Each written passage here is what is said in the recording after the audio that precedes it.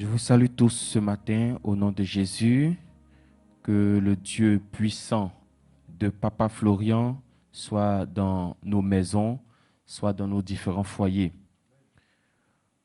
Aujourd'hui, Dieu me met encore à cœur ce texte du livre de Matthieu, le chapitre 19. Matthieu chapitre 19.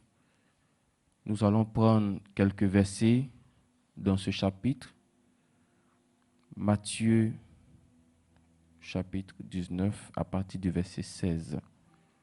Matthieu chapitre 19 à partir du verset 16. Vous voyez, l'homme de Dieu nous a tout donné parce que dans le sang de Jésus que nous utilisons, il y a toute la puissance de Dieu. Dans le sang de Jésus que nous utilisons, il y a toute la gloire de Dieu. Ne cherche pas à savoir quel élément est plus puissant qu'un autre. Cherche plutôt la faveur de ce Dieu qui a envoyé son serviteur. Si tu as la faveur de ce Dieu-là avec toi, quel que soit l'élément que tu toucheras, même souvent sans même toucher l'élément, le fait d'avoir la pensée sur ce Dieu, il se manifeste. Alors si tu as cette faveur sur toi, quel que soit l'élément que tu toucheras, parce que le tout, c'est d'avoir la faveur de ce Dieu avec toi. Le sang de Jésus est puissant. Alors si nous avons ce sang, si nous avons ces éléments, et que notre vie n'arrive pas à fonctionner, notre vie n'arrive pas à décoller, l'homme de Dieu nous a toujours dit de nous examiner, de fouiller en nous, de voir ce qui ne va pas, de chercher en nous quel est l'obstacle, quel est le blocage. C'est pourquoi j'ai nommé ce message d'aujourd'hui examen complet. Pas examen partiel, mais examen complet. C'est ce qui nous amène dans Matthieu chapitre 19. Regardons ensemble le verset 16. Et voici, un homme s'approcha. Et cet homme, c'est qui? Si vous regardez l'entête du même verset 16, vous allez voir, c'est mis le jeune homme riche. Pour ceux qui ont leur Bible devant eux, vous voyez, c'est marqué juste en haut, le jeune homme riche. Donc, c'est un jeune homme, mais qui est riche, qui s'approcha et dit à Jésus, « Maître, que dois-je faire de bon pour avoir la vie éternelle? » Mon frère, ma soeur, quand tu as Dieu avec toi, quand tu as le prophète de Dieu avec toi, il y a une seule chose maintenant qui doit t'intéresser. Et cette chose, ce n'est pas comment je vais voyager. Parce que l'onction que Dieu donne à son serviteur te permettra déjà de voyager. Quand tu es avec son serviteur, quand tu es avec Dieu, ce qui doit t'intéresser, ce n'est pas, c'est quand même je vais me marier. Parce que l'onction qui est sur la vie de son serviteur peut te permettre de te marier. Rappelez-vous, Pierre avait sa belle-mère qui était malade. Qu'est-ce que Jésus a fait? Il a simplement touché, puis la fièvre a disparu. Vous voyez, l'onction qui était sur Jésus a donné la guérison à cette femme-là. L'onction qui était sur Jésus a ouvert les yeux des aveugles, a fait marcher des boiteux. Donc, l'onction que Dieu met sur son serviteur te permet de réaliser des grandes choses. Donc, quand tu es déjà avec Dieu, la question qui doit revenir maintenant, c'est comment faire pour hériter le royaume de Dieu? Vraiment, je pouvais m'attendre à cette question de la part de n'importe qui, sauf d'un homme riche. Parce que les hommes riches, leur souci, ce n'est pas le ciel. Leur souci, c'est comment multiplier leur argent. Comment toujours faire bon profit. Certains n'ont pas le temps pour Dieu. Mais je ne sais pas vraiment cet homme, que Dieu le bénisse encore, parce que son inquiétude, c'est comment faire pour hériter le royaume de Dieu. Et il n'est pas le seul riche dans la Bible. Vous avez entendu parler des Zachée. où Jésus allait manger. Zachée était aussi très riche. Celui qui a fait descendre Jésus de la croix, Joseph d'Arimathée, il était aussi très riche. Donc il y a des riches personnes comme ça dans la Bible qui cherchaient Dieu. Mon frère, ma soeur, il faut chercher Dieu. Voici des gens qui ont l'argent que toi, qui cherchent Dieu. Jésus lui répondit, pourquoi m'interroges-tu sur ce qui est bon? Un seul est le bon. Moi, j'appelle ça encore une marque d'humilité. Cette réponse de Jésus-là. J'appelle ça une marque d'humilité. Il dit, un seul est bon. Dieu. Entre vous et moi, nous savons comment Jésus a marqué sa vie sur terre par sa sainteté d'abord. Vous voyez? Par sa sainteté. Donc tous ceux qui pouvaient le voir pouvaient le qualifier d'homme intègre et droit. Pouvaient le qualifier d'homme bon. Mais il dit non. Il y a un qui est bon, moi je ne suis pas bon. De telles personnes qui savent se faire petits, Dieu les élève toujours.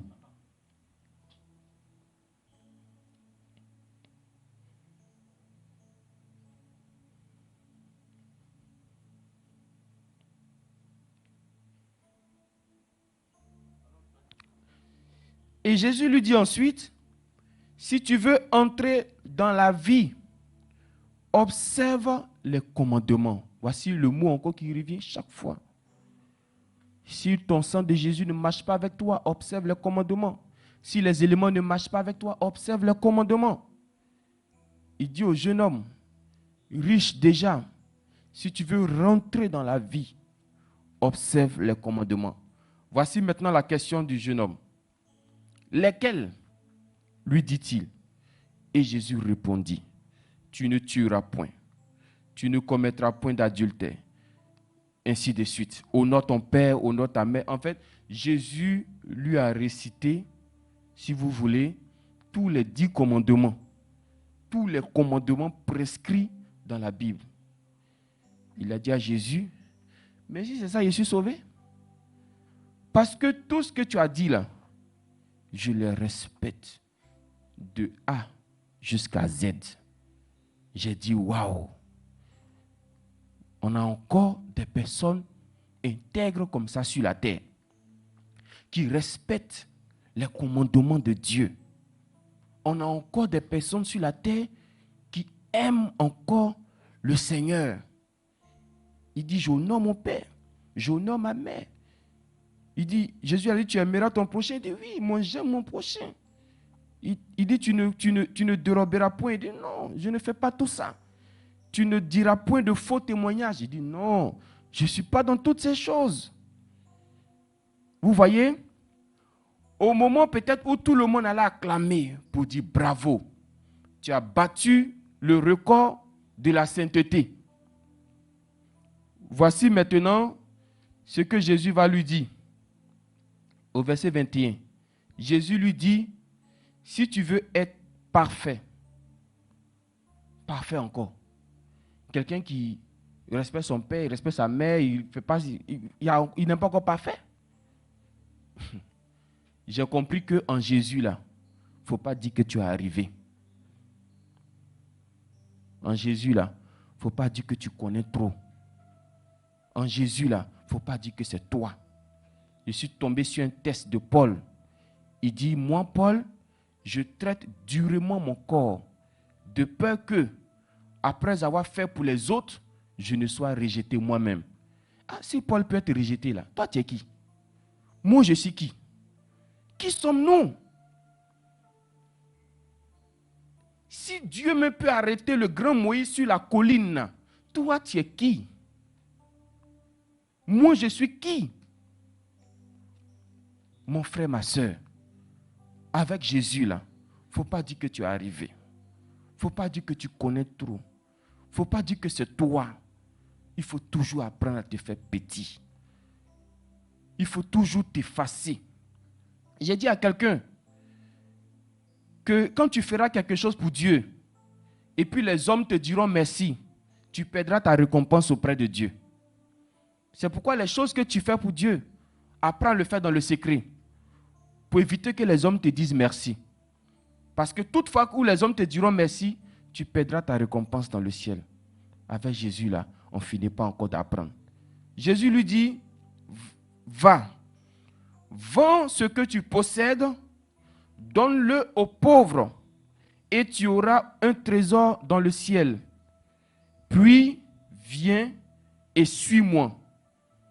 Alors, après avoir entendu ces paroles, le jeune homme s'en alla tout triste, car il avait de grands biens. Voici la suite. Il faisait tout, mais il lui manquait une chose.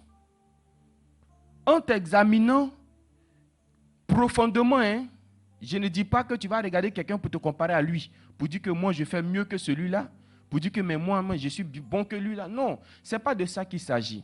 On ne demande pas de te comparer à X ou à Y. Il faut prendre la Bible et puis il faut te comparer à ça.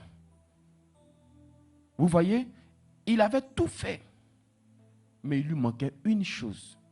Je dis merci à Dieu. Pourquoi? Parce que cet homme-là, s'il mourait dans ces conditions-là, pour lui, il allait dire quoi? Je suis sauvé.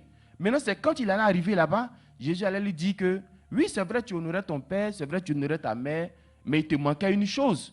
Ton problème, c'était tes biens. En ce moment, il allait faire quoi? Puisque là-bas, il n'y a plus de retour. Mais au moins ici, c'était sur la terre, Jésus est en train de lui parler.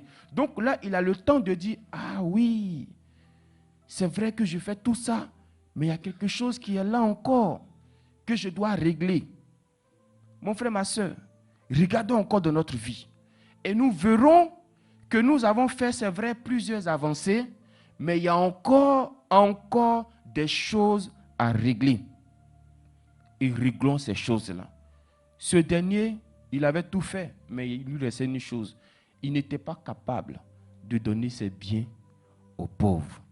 Voici la limite du jeune homme riche.